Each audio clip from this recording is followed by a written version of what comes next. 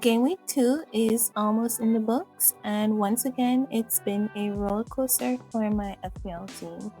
I'm currently on 51 points, which gives me a small green arrow and leaves me sitting at an overall rank just over 3 million. Some picks really delivered, like Tarkowski and João Pedro, but injuries and blanks everywhere is making me nervous already. Let's go through the team player by player and see exactly how it all played out. In goal, Matt Sells only managed 2 points, and now that's back-to-back weeks with no clean sheets, which is very disappointing. He did make 3 saves, but it was all undone by a yellow card that cost him 8 points. A goalkeeper you're hoping for steady returns from is the last player you want picking up bookings. That left me feeling flat about him for the second week in a row.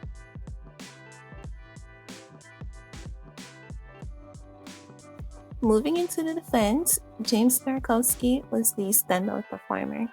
He was a star at the back with 8 points thanks to Everton's clean sheet. To make it even sweeter, Pickford saved a penalty from Danny Welbeck, which not only cemented Tarkowski's points, but it also confirmed Welbeck as a complete must-avoid for FPL managers. On top of the clean sheet, Tarkowski racked up 11 defensive contributions, earning him those 2 points for the second week in a row. He's been my only defender actually delivering right now, which says it all.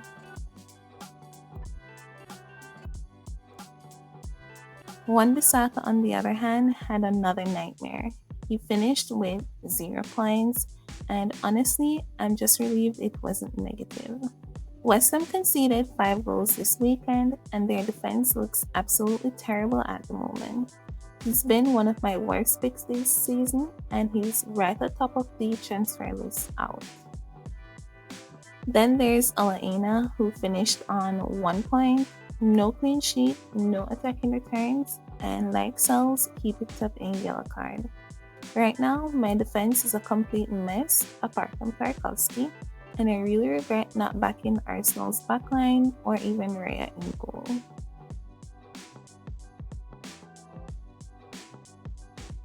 Now onto the midfield, where Iliman Ndiaye gave me something to cheer about.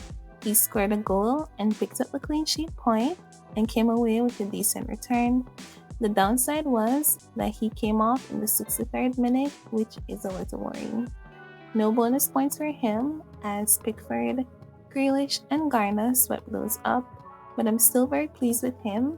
Pairing him with my other Everton pick looks like one of my better decisions.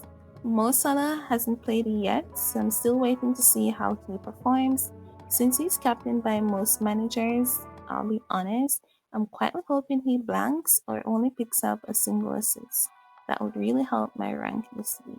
Saka was my captain, and while he scored a goal, he was forced off in the 52nd minute with what looks like a hamstring problem. That's a big concern, where I am happy with the goal, but Arsenal scored 5 times, and I feel like he would have been involved in more if he had stayed on the pitch. Gyökeres also took a penalty that Saka might have taken normally, which just adds to the frustration. Arsenal kept another clean sheet too, which makes me regret not having one of their defenders even more. Reinders was another disappointment. Just 2 points in City's shock 2-0 loss to Spurs. It feels like City have one of those performances every season where they just completely fall flat. I was hoping for much more from him and from the team overall. They have Brighton up next, and that should hopefully be better, but it's a wait-and-see situation. Next up is Cole Palmer. Cole Palmer didn't even play. He got injured in training, leaving me with a $10.5 million midfielder sitting out, and only 3 points to show for him across 2 weeks. That is ridiculous. Mark Gui will come off my bench with a single point, but that hardly makes up for it. Between Palmer's injury and Saka's hamstring issue, my midfield suddenly looks like a minefield I need to navigate very carefully. If you are enjoying the breakdown so far and want more FPL team reviews, transfer tips, and weekly updates, make sure you hit that subscribe button. It really helps the channel grow and you won't miss any of my game week previews. Up front, Jared Bowen blanked again, and for his price, I need consistent returns. And right now, he's not delivering. Any returns would be great. He feels too expensive to be carrying when he's not producing, and he's creeping slowly towards that chopping block. On the bright side though, João Pedro lit up my attack this week with 15 points. A goal and 2 assists and all 3 bonus points is exactly the kind of explosive return I needed.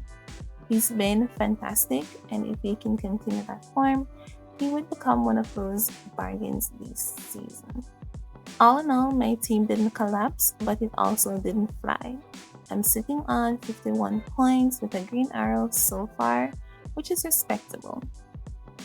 My Everton picks have kept me afloat, Tarkowski in particular, but between defensive struggles, midfield injuries, and expensive underperformers, I feel more anxious than confident going into Game Week 3.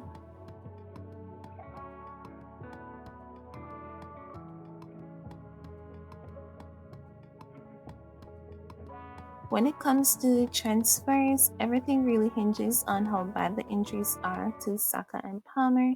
If they're out until after the international break, I'll be forced into making moves, and honestly, there are some exciting options on my radar. For Palmer's replacement, one of the standout budget midfielders right now is Antoine Semenyo.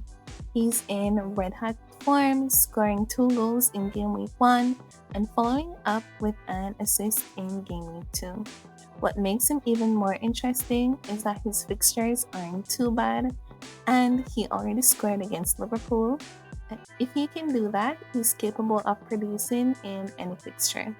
He's cheap and in form and could be a great way to free up funds elsewhere. Another strong replacement is Elliot Anderson from Nottingham Forest.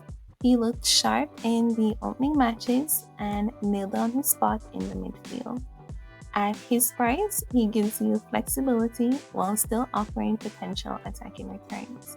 He may not explode like a premium asset, but he's the kind of steady budget midfielder you can rely on when injuries or rotations hit, like I'm suffering from right now. For Saka, if I need to move on from him, I'll be considering Declan Rice or Victor Gyökeres. Rice has been quietly ticking along with 2 assists in the first 2 game weeks, and what's really appealing is that he's also on some set pieces. Arsenal are very strong from dead ball situations, which means he's always got a chance to chip in. At just 6.5 million, he's looking like an underpriced option from a top side. Gyökeres, on the other hand, seems to have stepped up in the attack, even taking a penalty this week. If Saka is confirmed injured, either of those two becomes genuine replacements. If the injuries aren't serious, I can hold on to Saka and Palmer and then focus shifts straight to the defense. Aaron Wan-Bissaka has been one of my worst picks so far. 0 points this week as West Ham conceded 5 goals and he needs to go.